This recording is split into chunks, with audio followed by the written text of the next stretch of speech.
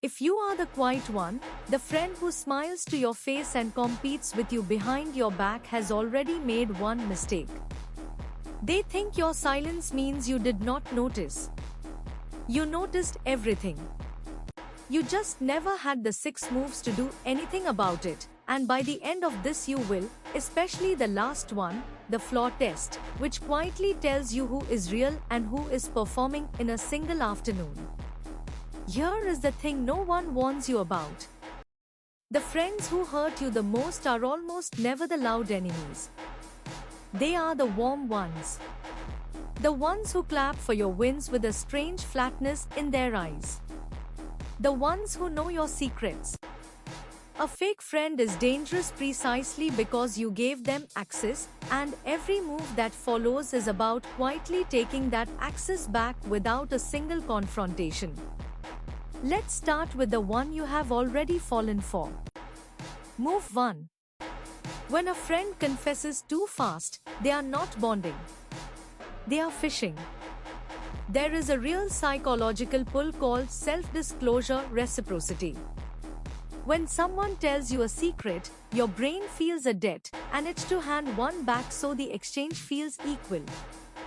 Fake friends know this in their gut even if they never named it. So they open with a confession. I have to be honest with you, I have been such a mess lately.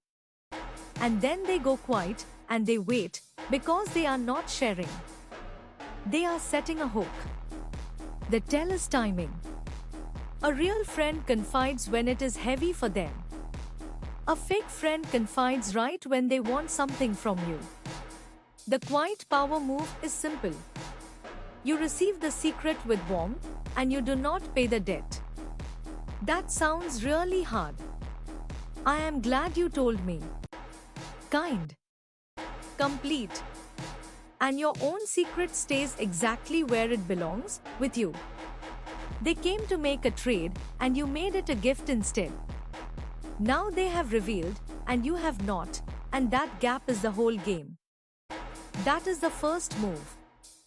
The second one is even quieter, and it protects the thing fake friends want most. Move 2. Stop narrating your next move to the friend who keeps asking about it.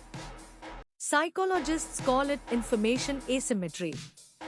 In any relationship, the person who reveals less about their plans, their fears, and their next step holds more room to move. Watch the friend who, the moment something good happens to you, leans in and asks, so what is next for you? What is the plan? A supportive friend celebrates what already happened. A competitive one wants the pipeline, because your plans are the map they use to keep pace, or to quietly get there first. You do not have to lie and you do not have to accuse.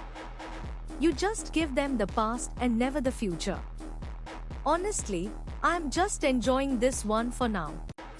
Say it warmly and change nothing about your face. The unfinished thing you did not announce cannot be copied, cannot be dampened, cannot be sabotaged.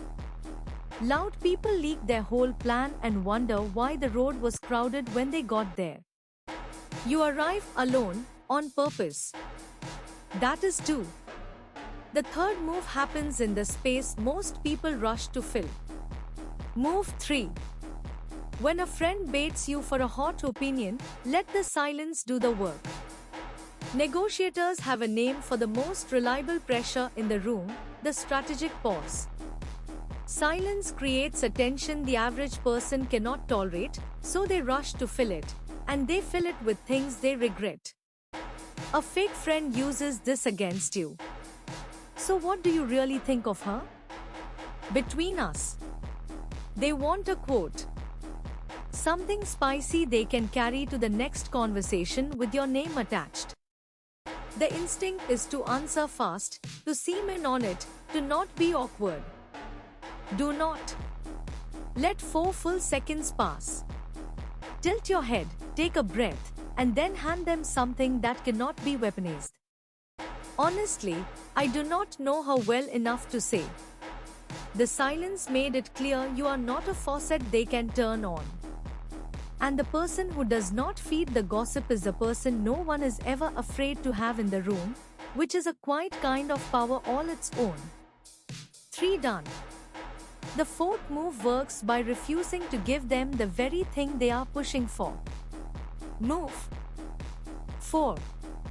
When a friend pressures you to pick a side, remove the thing they are pushing against. There is a principle called reactance. When people feel pushed, they push back, almost reflexively. Fake friends love pressure. They corner you to join a side, to badmouth someone, to commit to a plan you never wanted, and they read your resistance as information about how loyal you are. So do not resist. Resistance is a grip they can pull on. Instead, you go soft and immovable at the same time. You might be right. I will think about it. No argument to win. No side taken. No fuel. They came expecting a tug of war and you quietly let go of the rope, and a person holding a rope with nothing on the other end just looks like they are standing there pulling at air. You did not win the fight. You made the fight impossible to start. That is 4. The fifth move is about the one resource fake friends try hardest to take for free. Move 5. Make your attention cost something and watch who stays. The scarcity principle is one of the steadiest forces in human psychology. We value what is rare and we quietly discount whatever is always available. A certain kind of friend trains you without you noticing. They expect the instant reply, the always yes, the dropped plans, and the moment you are slow to give it, you get the guilt. Wow, too busy for me now. That guilt is a leash. So you loosen it, calmly and without apology. You reply when you are ready, not the second the phone lights up. You let a plan that does not work for you simply pass. You do not defend your time and you do not explain it.